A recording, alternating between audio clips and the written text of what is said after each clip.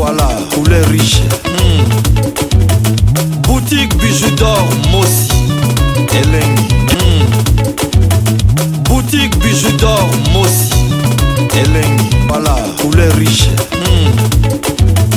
Boutique bijoux d'or, Mossi, Elengi. Aujourd'hui, c'est le 24 décembre. Bana basalinga surprise moko banda lobi balinga kite na bima nazalaka na chambre ba changer nga ba biloko nyonso to andako ba décoration tout le cadeau ba pesinga yango en tout cas kobotelengi nzamba nila akumama et puis ma pamboli na pesi bino bana nga bokeka liboso parce que surprise oyo na koki yango te. Merci.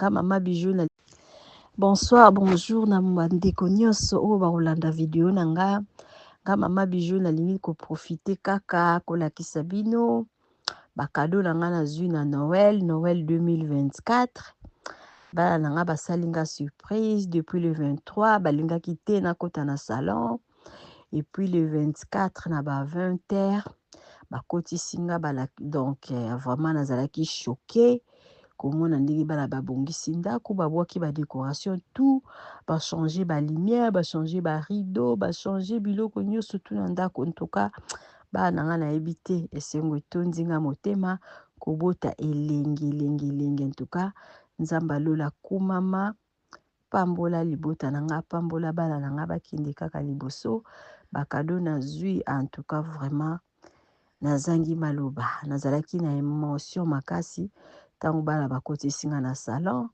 kobanda kaka na couloir ti na salon bana ba changer nyonso donc basalaki makasi kina kota na salon te na mona biloko bazosala te na couloir na sina monaki parce que nazalaki na choix te nazoki na cuisine nazokota na chambre na monaki ba changeaki biloko na couloir mais oyo ya salon balingaki te na kota.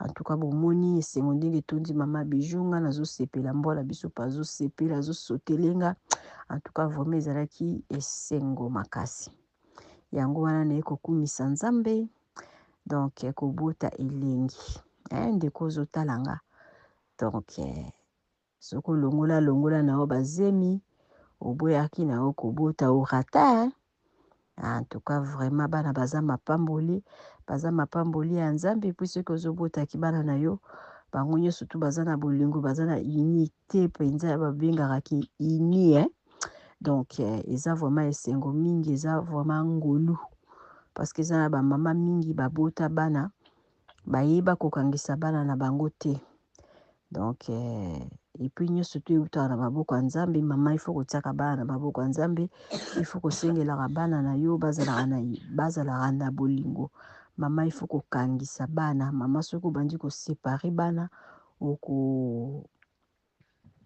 okolona eloko ya malamu te donc bana ifo balakisaka mama na bango bolingo ndenge moko pe mama yo pe ifo lakisaka bana na yo bolingo.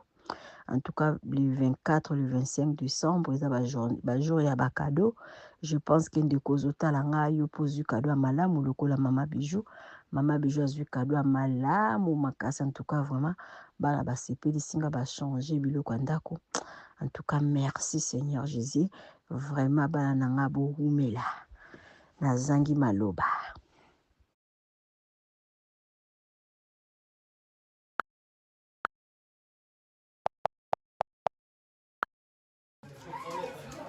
Surtout basalinga surprise nazalaki na mote bana bakangika na chambre batielinga biloko nyonso te donc basalinga salon moko okoveya po naza na bato ebele me nazomeka kofilmele bino malembe botala ndenge bana basalelinga surprise.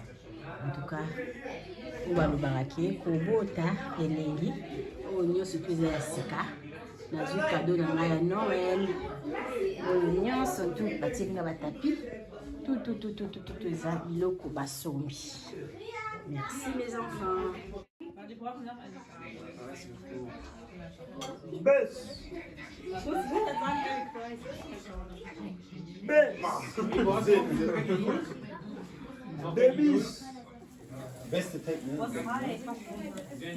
Noël 2024. 2024. Noël.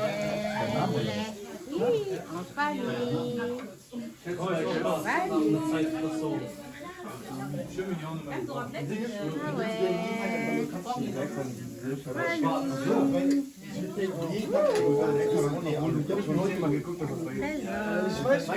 Ah, tozomela tosali balibata eza ngolo oyo kuna ezalaki poulet mayo donc tozolia toza kolia wana ezali bakenge ezali so basabusi esala biso basorti tolie tozolia tozomela tozocimba tozolia mpenza tozolia makwa ya moto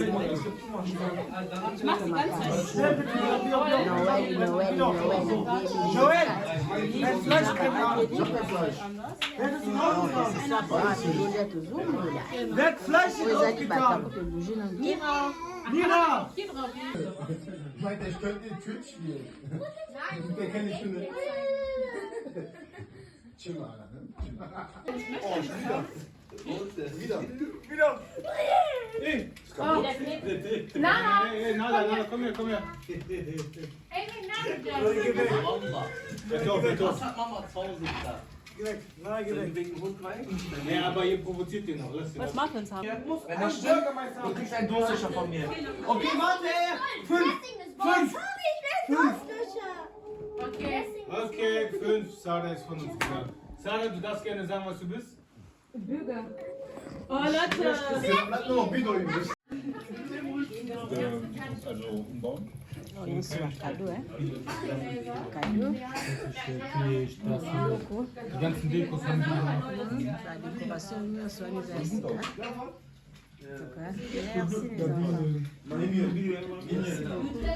Merci les na baminda oyo eza ya sika. Merci beaucoup. nde nauti oloba bino esengo etondi motema donc bana basalinga surprise moko pardon.